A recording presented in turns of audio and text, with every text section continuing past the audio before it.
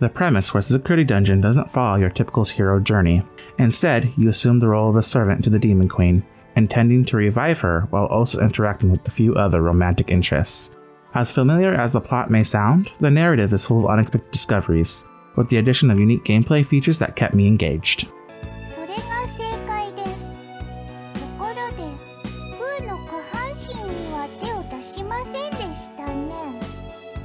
Suzukuri Dungeon introduces Kazuto, an adventurer down on his luck after his party has permanently disbanded. Kazuto suspects that this happened after they entered a relationship and settled down, but that doesn't stop him from finding his place in the world. Cursing his fate, he runs into a woman named Fu. She requests Kazuto for a minor job, to simply escort her through the local dungeon. Of course, Kazuto accepts, and they set off on an adventure together. He impresses Fu enough to claim that she had found the perfect candidate. On the following day, she whisks Kazuto away to the lair of the Demon Queen, and asks for his help once more. At first, Kazuto is doubtful and outright refuses. However, it isn't long until Fu coerces him into agreeing through a bet. This leads Kazuto to become the first servant of the Demon Queen. Despite this rather grand introduction to the characters, the story itself follows a slice of life pattern. Kazuto adjusts to life as a servant and abiding by the Demon Queen's demands. This provides enough insight into the relationship while not dumping overly emotional dialogue on the reader. Some scenarios include reading manga and going off to buy the perfect sweets for the Demon Queen. The pacing during these scenarios is great.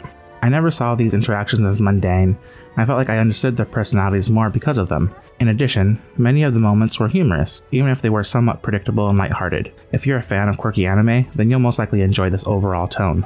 Between chapters, Kazuto is in charge of defending the Demon Lord's dungeon. These segments are initially played across 15 turns, but that increases as you level up the dungeon. Players can customize their dungeon, manage units, talk with heroines, rest, and promote units during turns. Promotion and rest will conclude the selected turn, while the other options don't require you to use rest. Further, promotion features a scene where you go to a neighboring town to boast about your dungeon to get people to travel to it. Finally, once the promotion has ended, adventurers travel through each room to take on challenges that you've created. The battles go by swiftly, with my most extended dungeon sequence only lasting 2 minutes.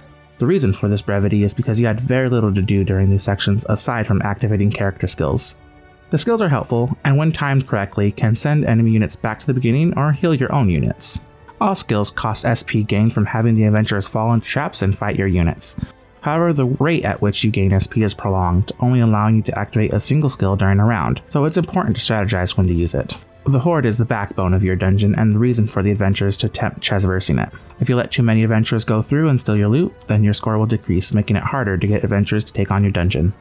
Ideally, you want to balance fun, strength, and your horde to satisfy the adventurers and get them talking about your dungeon.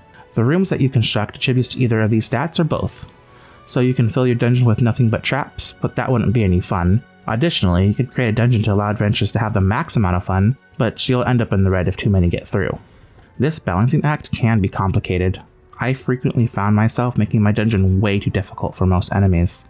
The ones that did get past had a jump mechanic that I wasn't aware of that allows them to skip rooms and traps. Nevertheless, I did enjoy the enemy types even if they stole my gold. The game loop revolves around promoting your dungeon, watching cutscenes, modifying your dungeon, and talking to a heroine of your choice. The talk mechanic is how you'll progress your relationship with the girls. Each turn you complete will grant you a single talk point, while resting will give you 3. Thus, to progress, you need to complete tasks that impress the girls and have a talk point to spend. I found myself able to choose the girl I want to talk to every turn without fail. Once you see all of her scenes, you're allowed to progress to her ending.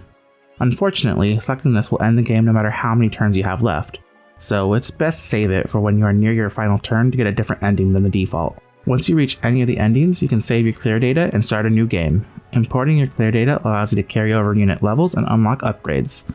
This makes it out to have a roguelike elements where you repeatedly fail, gain strength, and then come back stronger than you were before.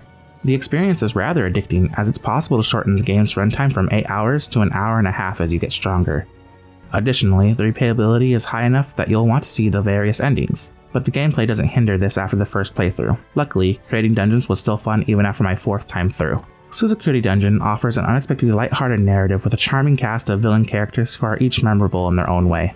The gameplay sections of strategic dungeon customization kept me engaged for multiple playthroughs to access the additional routes. It's this blend of gameplay and decent scenario writing that makes it an easy recommendation from me. Noisy Pixel is giving Suzukuri Dungeon a 9 out of 10. Thanks so much for watching. Stop by and read the full review over on noisypixel.net. Noisy Pixel is run by a group of gamers that work hard to deliver news, reviews, previews, and more. Please subscribe to keep up with all our future content.